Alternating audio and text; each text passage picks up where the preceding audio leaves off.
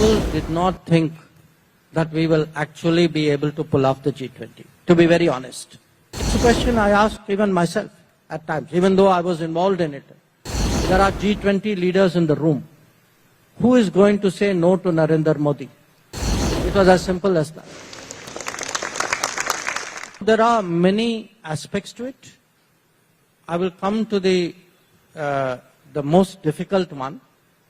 The most difficult one, very honestly, was that people did not think that we will actually be able to pull off the G20, to be very honest. Once we did it, everybody said, yes, yes, I knew it was going to happen.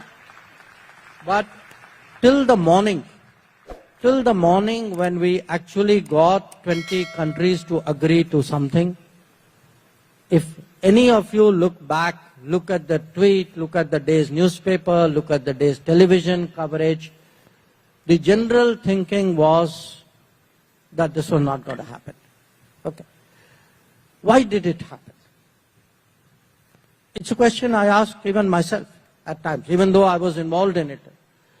I think it happened partly for two reasons.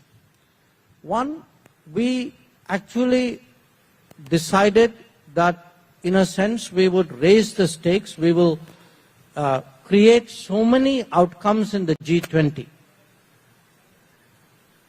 that nobody really wants to be the person who pulled it down or who didn't cooperate in it. So the higher the stakes you made the G20, the greater was the incentive or the pressure on countries to actually come along with it. So if you look at that G20, this G20 which we did will have consequences and results which will carry on for many, many years. Because it has put in place an action plan on sustainable development goals, sustainable development goals have fallen behind. These are the very basic things for those of you who are not familiar. Sustainable development goals are an agreement that the world had that by 2030, the basic needs of health, of education, of water, of quality of life, the basic needs of the entire world would be met by 2030.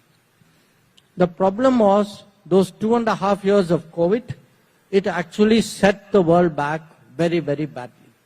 So by the time we hit 2023, it was very clear that something, we needed a kind of a supercharged effort at sustainable development goals. And this was one of the understandings that the G20 reached.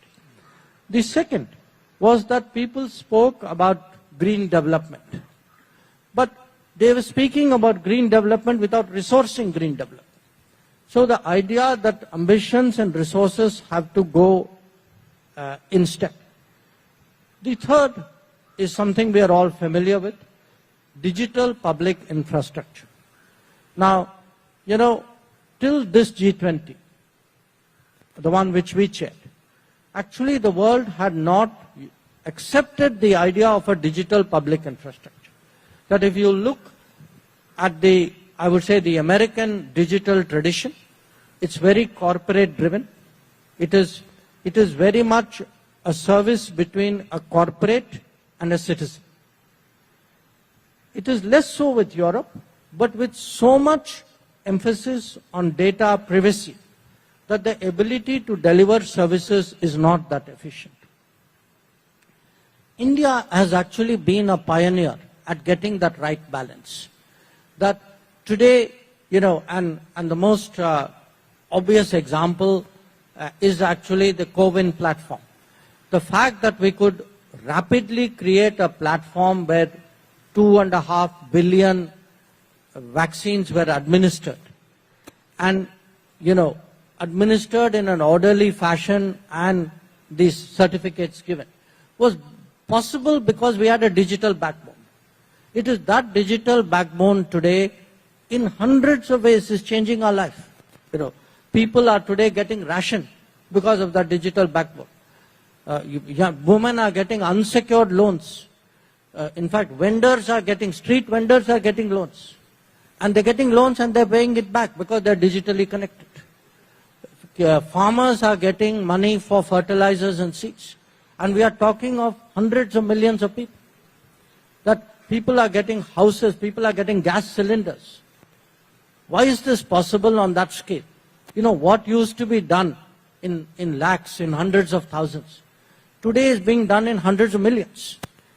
And that digital public infrastructure, I would say to me was the most powerful carry away, and one which I am convinced will actually end up shaping a very large part of the world. There are some other issues also. We discussed how, we would reform the World Bank. There were issues relating to women-led development. But the fact that we piled that agenda that high, I think made it very difficult for people to not cooperate. The second, honestly, was India's own weight. And I mean, when I say India's own weight, I mean, I ask you a question. There are G20 leaders in the room. Who is going to say no to Narendra Modi?